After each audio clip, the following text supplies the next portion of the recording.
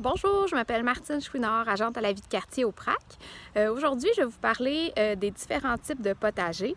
D'abord, il y a les potagers hors sol, qui sont souvent dans des bacs en bois, ou on a aussi les potagers directs au sol. Pour ma part, aussi vous pouvez avoir un potager là, en pot sur votre balcon sans problème. Pour ma part, j'ai opté pour le potager hors sol parce que d'abord, le sol sur lequel ma maison est construite est assez contaminé. C'est beaucoup de terre de remplissage. Donc, on a décidé d'aller avec la terre qu'on a nous-mêmes ajoutée à notre potager. Puis aussi, pour des raisons de santé, moi, j'ai des problèmes de dos. Donc, travailler plus haut, c'est plus facile pour moi. Alors, suivez-moi. Je vous fais faire un petit tour de mon potager. Alors voilà, ça a quand même une très grande superficie parce que je suis un peu maniaque du jardinage et on a fait l'ajout aujourd'hui même d'une petite serre qui va nous permettre de travailler en couche froide. Sous la vidéo, vous allez avoir là, beaucoup plus d'informations sur le comment faire plus technique. Là, je vais juste vous faire une petite visite virtuelle. Alors, on voit déjà qu'il y a beaucoup, je vais me rapprocher. On voit qu'il y a déjà beaucoup de condensation, puis ça fait seulement là, une vingtaine de minutes que la toile est en place. Donc, je vais installer un thermomètre pour contrôler la température, pour voir à quel moment je vais être prête pour planter. Habituellement, on recommande qu'il faut que le sol ait une température là, de 18 à 20 degrés. Mais ce que je lis sur les blogs en ce moment, c'est que rapidement, on atteint une température de 25. Donc, j'ai bien hâte. Probablement qu'en début de semaine, je vais pouvoir semer les légumes là, qui tolèrent plus le froid, comme les pois, les salades, les radis, les betteraves, donc les petits oignons. Je vais m'essayer avec tout ça. Donc, je vous montre le reste. Donc, on a un bon 3 pieds de haut, ce qui permet que j'ai pas besoin de me pencher trop. Et si on s'approche, on va voir le terreau.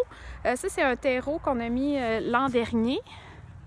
C'était un mélange de... je ne sais pas si vous voyez bien, c'était un mélange de terre à jardin avec compost. Et en dessous, pour avoir moins de terre à mettre dans le potager, on a des poules ici à la maison, donc j'ai mis un mélange de ripes. Ah, voilà. J'ai mis un mélange de ripes avec des fientes de poule, évidemment.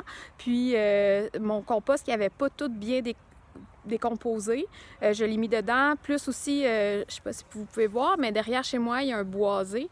Donc, on a pris des grosses branches qui étaient mortes, puis on les a mis au fond, puis au fil des années, ça va se décomposer pour venir enrichir le sol. Donc, il y a ça. Et aussi, je vais vous montrer, je ne vais pas vous donner mal au cœur. Cette année, j'ai ajouté dans mon sol aussi, à l'automne, et j'en ai rajouté un peu dernièrement. Je ne sais pas si on peut les voir. Bon, on va y aller comme ça. Ça, c'est des petites boules. C'est des crottes de lapin. On a eu un lapin l'été dernier. Puis, il produisait beaucoup de crottes. Et on m'a dit que c'était un des meilleurs engrais. Donc, je l'essaie cette année. J'en ai mis vraiment partout sur le dessus. Puis, je vais seulement aérer un petit peu à la surface avec une bêche. Puis...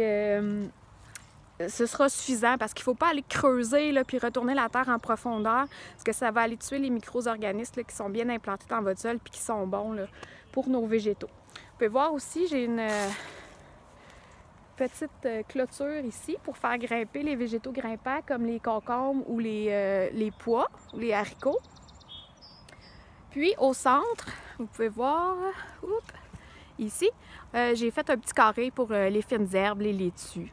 Et aussi, j'ajoute des fleurs, bien évidemment, pour attirer nos amis les pollinisateurs. Et aussi, au printemps, j'ajoute des cabanes à oiseaux pour attirer les oiseaux qui sont des amis au jardin, des alliés, puisqu'ils vont nous aider là, à aller manger les insectes qui sont nuisibles pour notre potager. Alors, je vous invite à lire ce qui va suivre sous la vidéo pour avoir plus de détails sur les différents types de potagers. Bonne journée!